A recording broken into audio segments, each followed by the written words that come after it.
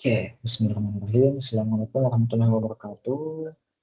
Lanjut lagi tentang review jurnal internasional atau nasional tentang mata kuliah bisnis internasional sebagai jawaban UAS semester ganjil tahun ajaran 2025-2026. Saya Ahmad Nizam dari Fakultas Kimia. Izin menyampaikan presentasi. Pada presentasi ini saya akan membahas penelitian tentang dampak digital trade facilitation terhadap diversifikasi ekspor pasar Cina. Artikel ini ditulis oleh Wong-Ting Ouyang dan Lim Won Park, diterbitkan di International Area Studies Review tahun 2024. Intinya, studi ini menguji apakah penguatan fasilitasi perdagangan berbasis digital benar-benar mendorong bertambahnya ragam ekspor yang masuk ke Cina. Nah, latar belakangnya, fasilitas perdagangan menurunkan biaya dan membuat akses pasar lebih mudah, sehingga ragam produk yang diperdagangkan bisa makin luas dan pelaku usaha kecil lebih punya peluang masuk pasar luar negeri. Sekarang, fasilitas perdagangan juga makin digital. Masalahnya, bukti empiris yang fokus pada dampak DTF terhadap diversifikasi ekspor masih terbatas, sehingga penelitian ini mencoba menguji hubungan tersebut secara kausal pada konteks pasar Cina. Nah, tujuan penelitian ini adalah menguji secara kausal apakah DTF meningkatkan diversifikasi ekspor ke pasar Cina yang diakui melalui extensive margin. Selain itu, penulis menelusuri ketentuan DTF dalam berbagai RTA lewat analisis tekstual dan menguji apakah perkembangan e-commerce menjadi mekanisme yang memperkuat efek DTF. Jadi fokusnya bukan hanya ada pengaruh atau tidak, tapi juga mengapa dan melalui jalur apa.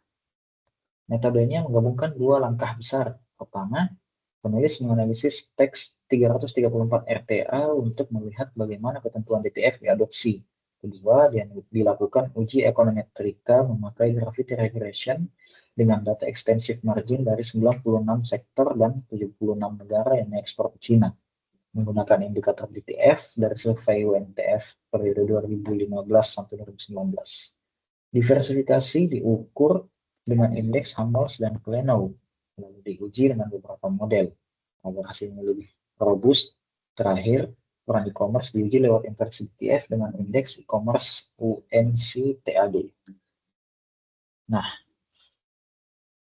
hasil utamanya jelas, DTF meningkatkan diversifikasi ekspor pasar Cina secara signifikan, terutama perluasan extensive margin.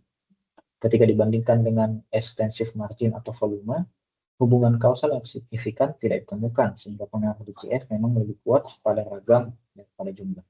Efek ini juga semakin besar ketika e-commerce dan perdagangan digital berkembang. Berarti e-commerce memperkuat dampak DTF. Menariknya, adopsi bea cukai digital di RTA juga tidak otomatis ditentukan oleh tingkat pendapatan negara atau seberapa dalam perjanjiannya. Nah, implikasinya, penelitian ini menyatakan bahwa DTF bisa menjadi jalur kerjasama yang memberi manfaat bersama karena memperluas extensive margin dan menghasilkan welfare gains. Pesan pentingnya, negara berkembang, khususnya SME, perlu didorong untuk meningkatkan kemampuan DTF agar bisa memanfaatkan jaring RTA dan memperluas jangkauan e-commerce. Pembangunan DTF juga bisa lebih efisien kalau memanfaatkan ekosistem perdagangan digital yang sudah berjalan, seperti logistik digital, pembayaran, dan tata kelola. Tetapi DTF harus disertai perhatian serius pada keamanan cyber, keamanan data, serta kebijakan lintas batas, dan perlu koordinasi agar tidak memicu konflik. Kesimpulannya, studi ini menunjukkan bukti bahwa DTF meningkatkan diversifikasi ekspor ke Cina lewat perluasan extensive margin. E-commerce terbukti memperkuat pengaruh tersebut, sehingga penguatan DTF dan pengembangan e-commerce sebaiknya dipandang sebagai strategi yang saling melengkapi. Karena DTF tidak sepenuhnya ditentukan oleh ukuran ekonomi atau tingkat teknologi. Negara berkembang tetap punya peluang besar jika membangun kebijakan dan ekosistem pendukung secara konsisten dan aman. Oke, baik, itu dia presentasi dari saya. Atas perhatiannya saya ucapkan terima kasih. Assalamualaikum warahmatullahi wabarakatuh.